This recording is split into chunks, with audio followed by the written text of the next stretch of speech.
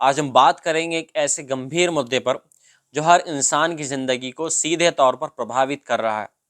हम बात कर रहे हैं खेती में बढ़ते रासायनिक उर्वरकों और कीटनाशकों के अंधाधुंध उपयोग की, जिसने न केवल हमारी सेहत बल्कि पर्यावरण और मिट्टी पर भी बड़ा संकट खड़ा कर दिया है। ये समस्या जितनी बड़ी है उतनी ही अनदेखी भी है। तो चलिए आज इसे गहराई से समझते हैं। भारत की खेती में केमिकल का उपयोग कोई नई बात नहीं है। ये सब 1970 के दशक में हरित क्रांति के साथ शुरू हुआ। उस वक्त भारत में खाद्यान्न संकट था और तेजी से बढ़ती आबादी के लिए अधिक फसल उत्पादन की जरूरत थी। रासायनिक खाद और कीटनाशकों ने इस जरूरत को पूरा करने में मदद की। हरित क्रांति के बाद भारत खाद्यान्न उत्पादन में आत्मनिर्भर हो गया।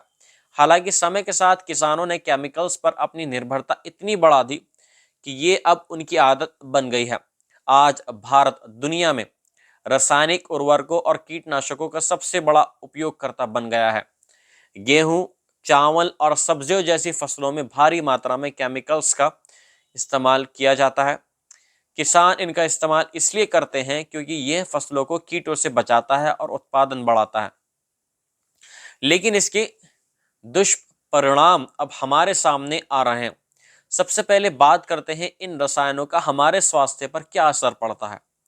हम जो भोजन करते हैं उसमें ये केमिकल्स घुल मिल जाते हैं और हमारी थाली तक पहुंचते हैं। इन जहरीले पदार्थों का सीधा असर हमारे शरीर पर पड़ता है। डॉक्टरों और एक्सपर्ट्स के अनुसार रासायनिक खाद और कीटनाशकों से प्रभावित भोजन कैंसर जैसी गंभीर बीमारियों का कारण बन रहे हैं। हार्मोनल असंतुलन, फेफड़ों की समस्याएं और दिल की बीमारियां भी ज़्यादा बढ़ रही हैं। खासकर छोटे बच्चों और गर्भवती महिलाओं पर इसका असर सबसे ज़्यादा हो रहा है। केवल उपभोक्ता ही नहीं बल्कि किसान भी इन केमिकल्स के खतरनाक प्रभावों से अछूते नहीं रहे। खेतों में काम करते समय ये रसायन उनकी त्वचा, आंखों और सांस लेने की प्रणाली को नुकसान पहुंचा रहे हैं।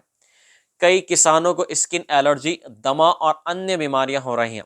इन रसायनों का असर सिर्फ हमारे शरीर पर ही नहीं बल्कि पर्यावरण पर भी पड़ रहा है। सबसे बड़ा खतरा मिट्टी की उर्वरता पर है।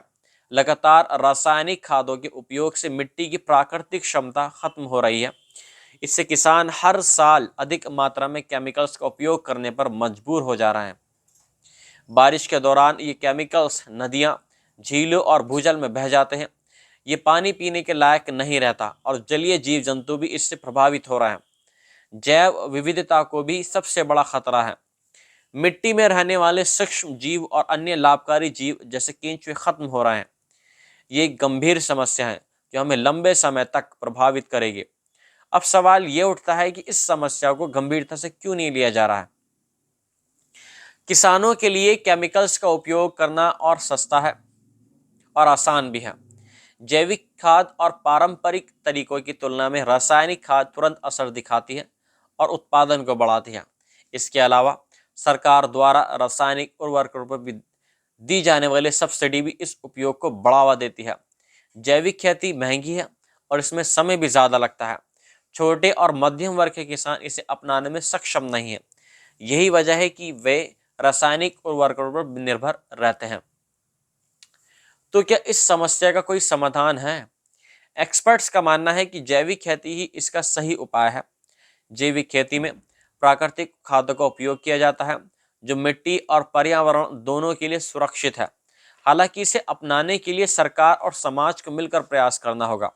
सरकार को जैविक खेती को बढ़ावा देने के लिए सब्सिडी और जागरूकता कार्यक्रम शुरू करने चाहिए।